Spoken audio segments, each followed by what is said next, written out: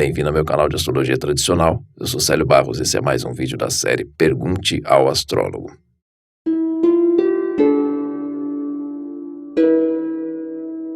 A Marina Antunes perguntou quais são as características que foram dadas aos signos, mas estão erradas na astrologia tradicional. Por exemplo, Vênus em Escorpião dá um maníaco sexual, Sol em Capricórnio dá um viciado em trabalho, etc. E qual é a origem dessas ideias? A origem dessas ideias não acho que seja nem o melhor jeito de se definir. Não existe um ponto-chave de virada para esse tipo de coisa. A maioria das coisas não tem isso. O que acontece é que foi a noção de associação de signo e casa pela astrologia moderna, tendo como base uma única associação que é válida para isso, que é quando se faz a avaliação de saúde para o corpo a partir do mapa astrológico. Só nesse caso faz-se a correlação entre signo e casa. Só para isso. Nunca para comportamento, nunca para nenhum dos outros assuntos que estejam sendo avaliados que não sejam questões de saúde. A Pérola Tuon escreveu: Oi, sério, legal ver as perguntas e respostas sobre nódulos lunares. Nódo sul na cúspide do descendente. É indicativo de divórcio ou solteirice assumida? Conheço muita gente com o nódo norte na cúspide do ascendente que declara certa aversão ao casamento. Bom, eu até comentei meio rapidamente, que os nódos causam desafios, dificuldades no eixo das casas quando caem nas cúspides, e fiquei de falar nisso nesse vídeo. O que acontece assim, quando você tem um ponto que causa dificuldade, desafio, esse assunto vai proporcionar à pessoa algumas alternativas de comportamento. Uma delas é a fuga. Então, a pessoa pode realmente ter aversão de ficar sozinho ou aversão do relacionamento, mas existe um desequilíbrio, um desafio para se trabalhar dentro dessa área, tanto no isolamento, em estar consigo mesmo, num nível mais profundo, quanto também em assumir um relacionamento mais sério. Você também pediu para, quando abordar seu assunto, por favor, também informar a orbe das casas que eu utilizo, A orbe de casa, numa versão mais resumida, quando não se tem grandes interceptações, a gente já coloca um planeta nos últimos 5 graus de uma casa, já como entrando na próxima casa. Mas se for seguir bem à risca mesmo, a regra é que a gente use o último sexto de espaço da casa para já considerar a casa seguinte. Então, se você pegar uma casa com um tamanho aproximado de 30 graus, você vai ter exatamente 5 graus ali, 30 dividido por 6, 5. Só que, por exemplo, lugares como aqui, no centro-norte da Noruega, onde é possível até ter 3 signos interceptados, isso fica um pouco mais complicado. Por exemplo, o ascendente pode fazer quadratura com a cúspide da casa 2. E outras casas onde você vai ter um espaço mínimo, a casa inteira vai ter 10 graus ou até menos. Então, nesse caso, é óbvio que a gente tem que utilizar essa regra mais à risca de usar só 1/5 do tamanho da casa, senão 5 graus você já atravessou a casa inteira. Lenecon perguntou: a Lua entra em combustão? Sim, a Lua e qualquer outro corpo que se aproximar muito do Sol fica combusto. E uma outra pergunta também, se eclipse é um exemplo de combustão. O eclipse é uma outra condição porque você tem a Lua conjunta, no caso o eclipse solar, a Lua conjunta exata ao Sol. E quando a conjunção é muito exata, ou seja, você tem menos de 17 minutos de grau de proximidade da Lua com o Sol, que é óbvio que é quando se forma o eclipse, você tem uma condição chamada Casime, que é uma dignidade excelente. Deixa de ser combustão, numa analogia como se você que está ali em torno do Sol fosse o rei, e você que está ali próximo do Sol passa a ser o convidado de honra do rei, aquele convidado que o rei faz questão de servir o prato no banquete. Lenecon também perguntou se Lua fora de curso invalida a questão de uma astrologia horária. Não invalida a questão, invalida o desfecho como um todo. Por exemplo, uma situação onde a pessoa perguntou sobre emprego, que ela aplicou para uma vaga de emprego numa empresa, e o mapa indica uma Lua fora de curso, apesar de indicadores até favorecerem da pessoa ser chamada para o emprego.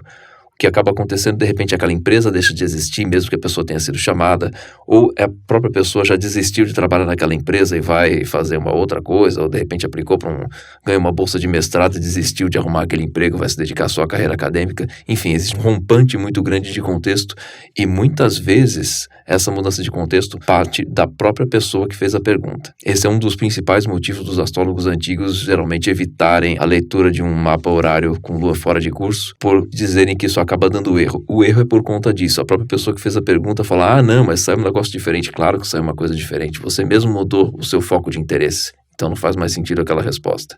Então, para não ficar o dito pelo não dito, esse tipo de coisa, via de regra a gente evita a leitura de um mapa com lua fora de curso. Mas, tecnicamente, todos os mapas, sim, são legíveis. E, como eu falo, não invalida a pergunta horária, mas invalida o contexto. E própria pessoa, geralmente, que acaba invalidando o contexto. E Lenecom mandou mais uma outra pergunta também. Existe alguma astrologia que utilize o heliocentrismo? Obrigado pelos vídeos. Olha, que eu saiba não, mas se tiver, tem que ver o funcionamento dela, se a técnica é prática, se o índice de acertos é ok, é mensurável, é comparativo ou não, mas aí passa a ser uma outra coisa, assim como a astrologia chinesa e diversas outras técnicas. Aí não sei dizer. Luciana Sisto me pediu indicação de livros sobre estrelas fixas e partes lotes árabes. Adoro esses temas, tenho dificuldades de encontrar material online. Obrigado. No livro da Clélia Romano, que a Pérola Tom, inclusive, indicou aqui nos comentários, né, astrologiahumana.com, o site da Clélia, que é uma excelente astróloga tradicional aí no Brasil, e com a vantagem de ser um livro em português. Eu comentei também aqui que eu estudei os lotes árabes pelo livro do Al-Biruni. Preciso realmente fazer uma série de vídeos comentando sobre vários livros, isso é uma coisa necessária, um pouco atrapalhado aqui desde que eu troquei de computador, inclusive para poder editar os vídeos, estou apanhando bastante. Aqui no Mac não tem Vegas, que eu estou acostumado a usar há 20 anos no PC. Está sendo mais difícil conseguir manter, inclusive, aquele ritmo que eu vinha de 2 vídeos por semana. Espero conseguir voltar a esse ritmo quanto antes. E uma outra coisa, né? Você perguntou sobre as estrelas, tem um site chama Constellations of Words. Eu vou colocar o link aqui na descrição do vídeo. Pelo que me parece, esse site é uma compilação do livro do Vivian Robson, que é um livro também muito bom, e eu também vou colocar referência para o livro aqui no comentário. O Rodrigo fez uma pergunta sobre aquele meu vídeo de análise de astrologia horária, número 3, se ia nevar na estação de esqui. Ele perguntou por que eu não usei a casa 5 da 9 por ser um divertimento relacionado a uma viagem a outro país. No caso, não era uma viagem a outro país. As duas pessoas moravam na França, elas iam para um outro lugar na França mesmo para esquiar. Então, uma viagem doméstica, enfim, era só um interesse da diversão por si. Nuno Lugero fez uma pergunta interessante aqui. Poderia citar alguns pontos no mapa natal que dão posições de astrólogos? Imagino que você esteja se referindo a indicadores no mapa de que a pessoa tem uma predisposição a trabalhar com astrologia. Até existem alguns, mas a gente vai pensar primeiro por camadas, sempre do geral, para ir afinando o ajuste, né? A principal coisa é uma relação, uma presença muito forte de indicadores na casa 9, que tem relação com a astrologia, e esses indicadores têm que ter uma boa conexão ou com o regente da 10, ou com o regente do ascendente, ou com Lua. O Almutem Figuris ali presente, a condição das dignidades e recepções também são fundamentais para isso. Quanto mais força existe no assunto da casa 9, tanto melhor. Existe uma referência que eu vi uma vez, faz muito tempo, foi 2004 que eu li isso, se eu não me engano, que, pior que eu não vou lembrar agora quem que comentou isso, era um aforismo, não sei se era do Guido Bonatti, isso aqui vou ficar devendo. Comento num vídeo futuro se eu descobrir a referência disso, vou dar uma caçada. E essa referência indicava que, lógico, somado a outras coisas, mas que a fortuna dos signos após o Mercúrio, e se for um Mercúrio bem posicionado, com boas dignidades acidentais e principalmente essenciais, também seria um indicador de que a pessoa ganharia dinheiro com astrologia. No caso, é até curioso que eu tenho essa indicação, né? Eu tenho a fortuna em Áries e o Mercúrio em Aquário. Isso daí é uma coisa que eu não vi nenhum reforço em mais nenhum outro lugar. Eu vi aquele comentário uma vez e achei interessante. Esses aforismos são geralmente as notinhas de rodapé de vários astrólogos a partir de observação dos casos que vão julgando ao longo da vida. Mas é sempre bom a gente também fazer a nossa verificação, a gente coletar os nossos próprios aforismos e fazer um cruzamento com os aforismos desses outros astrólogos para conseguir começar a entender o que acaba gerando um conjunto de regras mais confiáveis do que simplesmente tomar essas referências cruas, assim como vem nos livros, como uma base, uma verdade absoluta. Diego Lobo escreveu: tenho Marte em 5 graus e Júpiter em 15 graus de Sagitário na 11. Estão em conjunção ou não? Pela astrologia tradicional, sim. Pelo fato de ambos estarem no mesmo signo, dando as mesmas recepções para Júpiter e para Sol, Júpiter e Saturno, que são os regentes das triplicidades dos signos de fogo. S2 escreveu: Célio, por favor, quando puder, fala sobre o signo descendente no mapa, qual sua função? Tipo, se na astrologia tradicional o ascendente está ligado ao corpo físico, anatomia e doenças, o que o descendente trata no mapa natal. O ascendente está conectado ao nosso corpo. O descendente está conectado ao corpo do outro. A relação interpessoal, o relacionamento, seja com namorado, esposa, amantes, o colega de trabalho, o caixa do supermercado, a relação que você tem com o seu médico, a relação que você tem com um estranho na rua, que você pediu uma informação, perguntou simplesmente as horas. Qualquer relação interpessoal, seja ela mais profunda ou não, exceto outras relações mais específicas que a gente vê na análise de casas, por exemplo, o casa 11 com amizades mesmo, amizades próximas, aquela pessoa que você confiaria a chave da sua casa, por exemplo, ou seus filhos, casa 5 e assim por diante. A Luciana Duarte me pediu para, quando eu fizer um vídeo falando de um único assunto, colocar alguns exemplos com imagem, que realmente vai dar mais trabalho. Eu até comentei aqui outro dia, né? Respondi, como eu troquei de computador, eu estou apanhando muito para fazer edição de vídeo aqui. Uma edição que eu fazia antes no Vegas em, sei lá, no máximo 20 minutos, aqui eu levo 2, 3 horas. Eu não tenho nenhuma daquelas funções, mesmo que eu até tenha atalhos e tal, mas são funções muito práticas para um processo de edição do Vegas, o qual eu já estou acostumado a trabalhar há quase 20 anos. E o DaVinci eu estou com uma experiência de algumas semanas com ele, então óbvio que vai levar muito tempo para eu conseguir pegar essa manha toda para poder fazer uma coisa mais funcional e fluida, o que acaba atrasando realmente a produção dos vídeos aqui.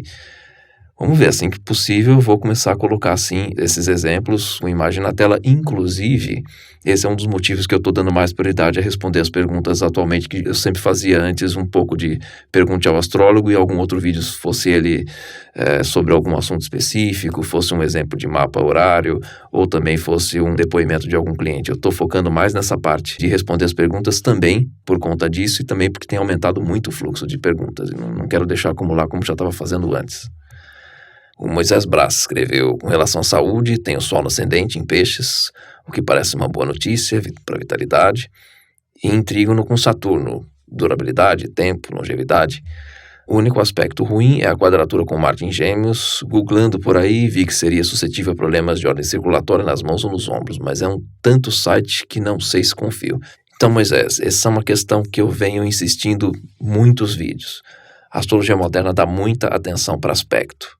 Muito mais importante do que aspecto é você ver a dignidade essencial, a dignidade acidental e as recepções entre os planetas. Às vezes o planeta não faz aspecto nenhum com nada, mas ele está com uma dignidade excelente, ou está com recepções ótimas, ou o Almuta em Fígaro está super bem posicionado no mapa.